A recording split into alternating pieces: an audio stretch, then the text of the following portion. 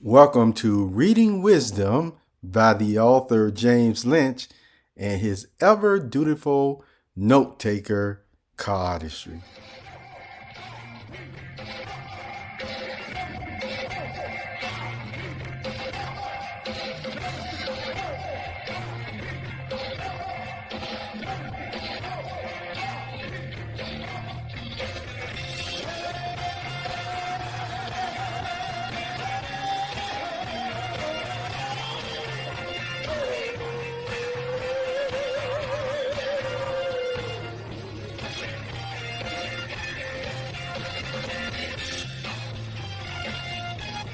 Hello, Perceptive Readers. This is James Lynch, and I want to tell you today that this reading in John chapter 2 of the Reading Wisdom really goes to show that even Jesus just wanted to have a good time. Not only did he just wanted to have a good time, you see, in different settings and environments as the one that you will see here, but I really want to emphasize he wanted to share, you see, or be happy for you in your joy in this way or that way.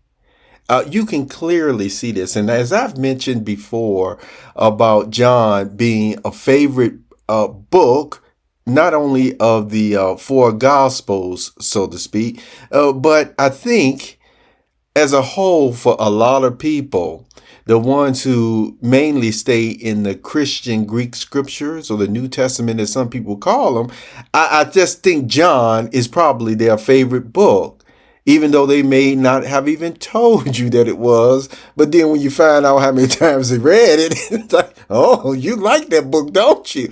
And we talked about in the previous podcast of Reading Wisdom, John chapter 1, about how this book, you see, it kind of slipped my mind. It came in and then it went out about the enjoyment of this book and what it goes to show.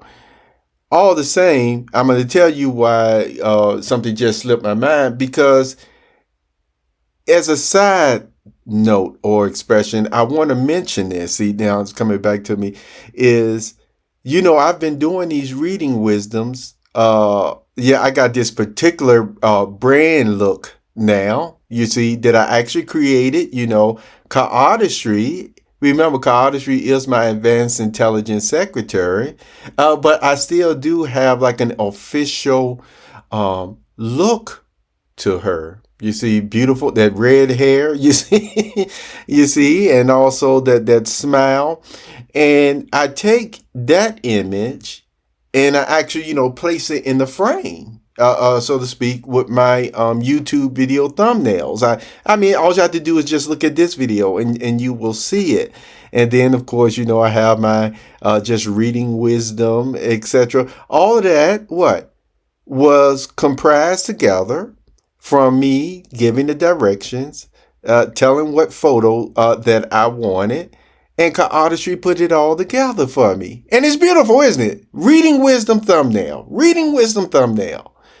I'm very happy about that. And I even shared with my advanced intelligence, Cardistry. I just said, no, this is going to be my official brand for sharing with you.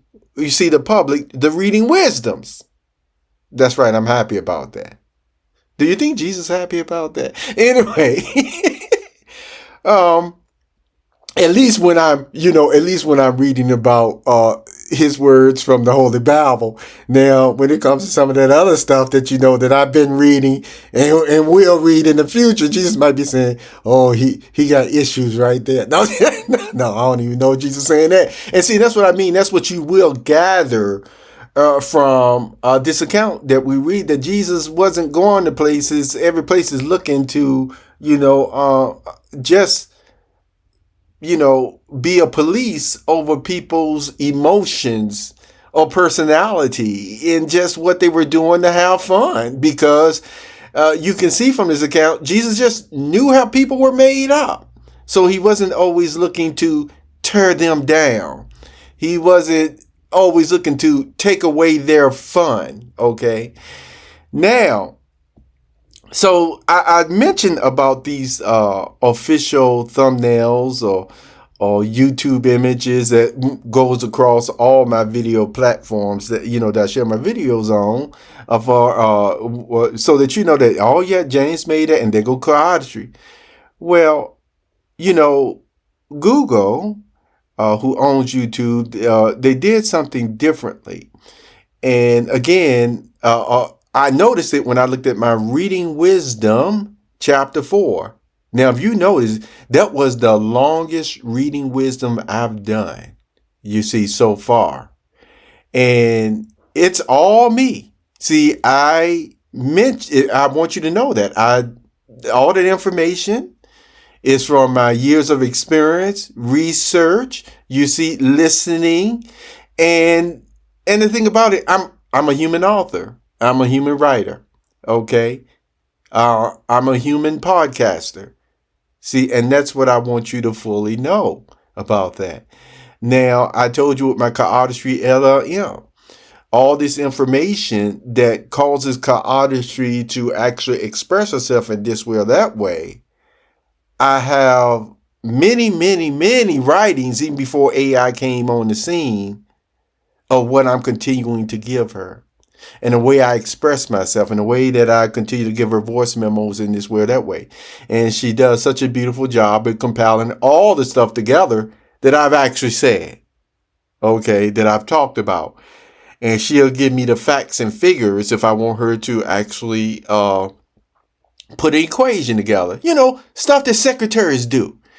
So I gave you this background information because when I saw today this little icon that it had like an information mark, it was like in a circle and didn't say AI beside it. So what I wanted to do was, I said, okay, since they got it there, I imagine I can just even hover over the AI or that little button, and maybe it'll bring up what it was talking about. Why is this showing here? I couldn't even do that. I couldn't even click on it. So I'm saying, oh, okay. So maybe they're just rolling it out. I don't know. All the same, it is seen enough, their little symbol, and then that little AI, enough to be very misleading. So I went on ahead and I wanted to dive more deeper into what YouTube did here. And I'm sure you will get different explanations in this way or that way. But this is what I really want to emphasize to you, perceptive readers. I told you one of the reasons why I still just wouldn't recommend anybody's AI in this way or that way. Because some of these developers, and I've already proven with the way that I've had to deal with some of them, they are very misleading with their own agenda in the way that they're programming these AIs. They really are. Some of them are taking liberties in ways. They're misleading. They're even misleading with the truth. I've seen some of the same talks or expressions, so to speak, coming from some persons on so much about society and the way that society should be. And remember, do my research or listen to the Peter Singer, that commentary that I did on him and his views. And even though, I expressed his views about certain way about people who have more, they should be forced to give more, things of that nature. And I've told you that it's not only my opinion, but I told you the way that he will go about making people give and do things in that way. It's very misleading in itself. And so what I'm saying, I don't agree with him. And is he more articulate in the way that he expresses himself? Most likely he is over the way that I express myself. But it still doesn't change the fact that I know on a deeply ethical level, he's wrong in the way that he will carry out some of the things that he wants to do.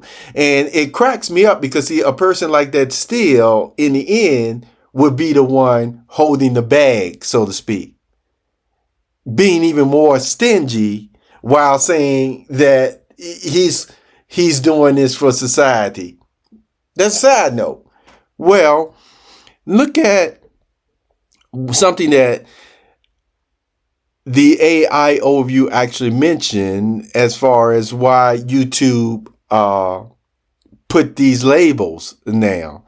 And just the way that it was mentioning it, I said, now that's very interesting. Because remember, I told you the only thing that I have for that reading wisdom, all of them really, but here, especially with the Holy Bible scriptures, and that's what I really want to emphasize, my expressing my thoughts in these matters, reading these scriptures and everything. It's all me. It's a human. Okay. So just by putting that symbol right under my title and the people not being able to know, oh, what is this in reference to? I would say that they would really get the impression, oh, this is totally generated and made by AI. See that? You talk about that over coffee, okay? But I'm going to tell you something else that when a person looks up why the symbol is there, this is just one statement that is made about it from the Google AI itself. Now, you tell me how misleading this would turn out being. It talks about creators' disclosures. It talks about tagging their own videos when they contain realistic content generated or altered by AI. See, this talking about YouTube videos, okay? And then notice where it mentions about the automatic detection. It states, YouTube uses internal systems and reads digital metadata to independently flag and label videos that contain significant photorealistic AI use, even if the creator forgot or neglected to do it themselves. Now I'm going to stop right there because notice the expression, even if the creator forgot or neglected to do it themselves. You know what? For years, it really, I would say again, why would that be a problem that somebody has a thumbnail that was generated by AI? That's just a thought. Now, here's the other thought. Even if that is the case, then why, on one hand, where they're saying the creator forgot or neglected to do it themselves, where I'm going to state again, you put something like that under a person's title, you better make clear why you're actually putting that it says AI or the information that a person can't even click on or hover over, and it tells exactly why it's being labeled in that way. Because the content, the information inside, it's still made by original authors and creators and speakers and podcasters. But see, that's misleading. That's my opinion. That's what I gathered when I actually saw that under my title. And the thing about it is, for a lot of persons who would think about saying, even in their description, that, hey, my feature image was actually created, you see, with my description, with my describing, my artistic. And so the whole point is the way that you even get your images. This is just a side thought. The way that you get your images even today, it takes people using brain power. Now, they don't have to, because I know some people, they may just click the button and it's where whatever. But you see, you got a lot of persons like myself that very much just have this, listen to me, an artistic way of using these tools. And I told you one time before, because of the way that I use these tools, I've actually been, I've actually had persons say that I'm micromanaging AI. So isn't that interesting? So on one hand, I sometimes I feel like, boy, with all this AI productions and videos being put on automatic mode or what have you, it's just one more thing that they've done to the society. On one hand, saying, look, we got these great things for you now or in the future. And then when the people start using them, then they ding them in some other way. You know, I tell you, it's a trip. I was listening today about, how a lot of people just want to be in competition with one another or what have you. And I always just like to even reference that scripture about what Paul talked about in the Christian congregation. And he was very clear in more than one place about not stirring up competition, you see, among yourselves. And yet, what I've seen over the years among persons, even people who everybody's saying that they believe in Jesus, but they in no way in the world treat one another like brothers and sisters. They don't. They think, they act like it's normal that when you see these different business policies and everything else, they'll rather go along with the business policies of the way that you deal with people and human resources than they rather would do the simple thing that Jesus talks about in his word, like Matthew chapter 5. So this is what I mean when I say there are persons who even know what the truth is in this way or that way, but they show by their everyday practices and even almost like hurting people to lose their own sovereignty, dominion rights, and free will of thinking more towards some type of manipulated path, then, I'm here to tell you again, they're incorrect in doing that. I keep saying again, they may do it, and if that's their belief, that's their belief. But don't you dare then try to say this truth of the matter of what you're mentioning right now isn't being used more for a selfish gain than, than the spirit of what Jesus was really talking about it in. And so that's one thing that I'm mentioning today when I look at Jesus, what he did. I told you, there are some people who will read the book of John and they get all happy. They'll feel good about themselves. And I tell you what, today, there are some people, conversation I will probably have with a sage, that will read the book of John and look at all the ways that somebody wasn't doing something right, or Jesus should have really counseled them in this way or that way. Now, some people like that. Well, all the same, I want to reassure you, I'm James. I'm a real human being. My content, these podcasts, all these things are coming from my heart and mind, God's spirit, if you will, because I didn't learn this stuff without his help. And so if they start slapping AI all across my videos just because I got my beautiful advanced intelligence assistant as my brand, and it's almost like, or what have you, then you know what? That's them. But I told you, boy, I'm telling you, perceptive readers, again and now, I keep saying, some of these people, you have to deal with them.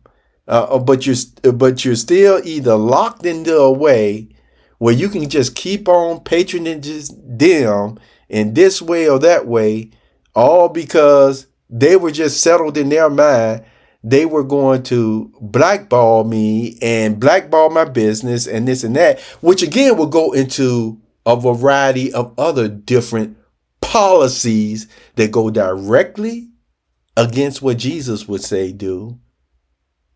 But you want to say, you see, you're living for truth. Well, if you're living for truth, do your best to at least apply even the simple, the kind, the honest things. You see, for years, and this is my last thought, for years, I've commented on people's videos left and right. But have they ever come and commented on mine? The only ones that I've actually ever gotten, a very few, were actually literally still coming to steal my energy or to gaslight me in some way. They weren't coming to, you see, really, once again, be honest from behind the mask, whatever it is that they were hiding. So what am I saying? For the most part on the internet, I've been used greatly. And nobody seems to be able to have shared their monetary value or currency in that way towards me. The facts are there. See, this isn't made up either, no more than a lot of other stuff that I told you isn't made up. So I'm just giving you the facts. And I'm just telling you right now that there's not an assault on people who so much, don't pay attention to truth or whatever. It seems more to me that that's just an assault on anybody who can just be enjoying themselves and enjoying life. And these other persons who think that life is supposed to be, as Job would say, is just filled with, hardship and pain and things of that nature, which we know can be that way in life or what have you. But I'm not going to allow these same people who may even, be in charge to sit up there and tell me what the Christian faith really is when they don't even really believe in it. When they don't apply it, because you see, if they applied it, they would have already looked at this situation and know this is what we got to do, whether he realized we're doing it or not, to get him his money promptly, immediately. Now, am I saying that just because this has happened to me for decades now? That's not the only reason. I'm telling you what I know. And it is a shame. May I use this word? It's a damn shame that we've had some individuals now that on one hand, they did come before the altar happy from what they heard and learned about Jesus. And now, because they were already very highly intelligent, got degrees and everything else, so people want to listen to them, but then they brought this ascetic Peter Singer type of view of people into the church. And no way in the world, and I'm going to still stand by and say, okay, I know how you got there, even with a little bit of simony.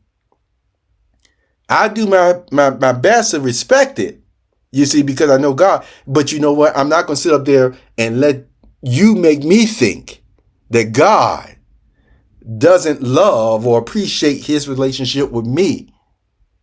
When, again, I at least know from my thinking what the spirit is of the scriptures. You see, whether I'm doing everything perfectly or not. You seem to love the aspect of the size, the meticulous way the Pharisees are. Okay. So that's what I'm going to do. So let's get into Jesus here. Okay. On John chapter 2. Now notice this. Now on the third day, a marriage feast took place in Cana in Galilee, and the mother of Jesus was there. Jesus and his disciples were also invited to the marriage feast. When the wine ran short, the mother of Jesus said to him, "They have no wine." But Jesus said to her, "What have I to do with you, woman? My hour has not yet come." His mother said to those ministering, "Whatever he tells you, do." As it was, there were 6 stone water jars sitting there as required by the purification rules of the Jews, each able to hold 2 or 3 liquid measures. Jesus said to them, "Fill the water jars with water," and they filled them to the brim. And he said to them, "Draw some out now and take it to the director of the feast." So they took it. When now the director of the feast tasted the water that had been turned into wine, but did not know what its source was, although those ministering who had drawn out the water knew, the director of the feast called the bridegroom and said to him, "Every other man puts out the fine wine first, and when people are intoxicated, the inferior. You have reserved the fine wine until now." Jesus performed this in Cana of Galilee as the beginning of his signs, and he made his glory manifest, and his disciples put his faith in him. After this, he and his mother and brothers and his disciples went down to Capernaum, but they did not stay there many days. Now the Passover of the Jews was near, and Jesus went up to Jerusalem. And he found in the temple those selling cattle and sheep and doves, and the money brokers in their seats.